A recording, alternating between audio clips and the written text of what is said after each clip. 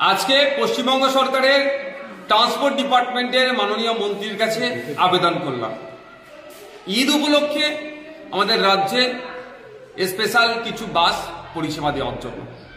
কারণ এই সময় ভিন্ন রাজ্য থেকে পরিযায়ী শ্রমিকরা বাড়ি ফিরে অনেকের যোগাযোগ মাধ্যম হচ্ছে বাসে করে ফিরতে হয় আমাদের রাজ্যের মধ্যে, এবং শহর থেকে মফস্বল এলাকাতে যারা কর্মক্ষেত্রে শহরে থাকে তাদের ফিরে আসতে অনেক অসুবিধা হয়।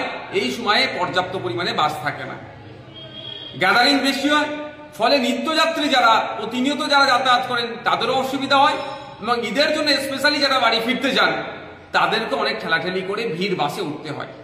আমি রাজ্যের মাননীয় পরিবহন মন্ত্রীর কাছে আবেদন করেছি যাতে নতুন বাস নামানো যায় ঈদ উপলক্ষে, দক্ষিণবঙ্গ থেকে উত্তরবঙ্গের যে যাতায়াতের মাধ্যম যে বাস রুট যেটা আছে আরো বাড়ানোর জন্য, এবং শহর থেকে মফস্বল এলাকাও বাস বাড়ানোর জন্য। এই বাস বাড়ালে একদিকে যেমন যাত্রী পরিষেবা দেওয়া হবে, এই মানুষজনদেরকে যেমন পরিষেবা পাবে, সাথে সাথে পশ্চিমবাংলার অর্থনীতির চাকাটা হলো একটু হলেও ঘুরবে। কারণ যাত্রী পরিষেবা দিলেই যে ভাড়াটা আসবে সেটা ট্রান্সপোর্ট ডিপার্টমেন্ট পাবে তথা রাজ্য কোষাগারে যাবে। তাই মাননীয় মন্ত্রী মহাশয়ের কাছে আবেদন করছি, উনি মানবিক হয়ে আমাদের আবেদনের সাড়া দিয়ে এই ঈদ উপলক্ষে বিভিন্ন রুটে ঈদ স্পেশাল বাসের তিনি ব্যবস্থা করবেন।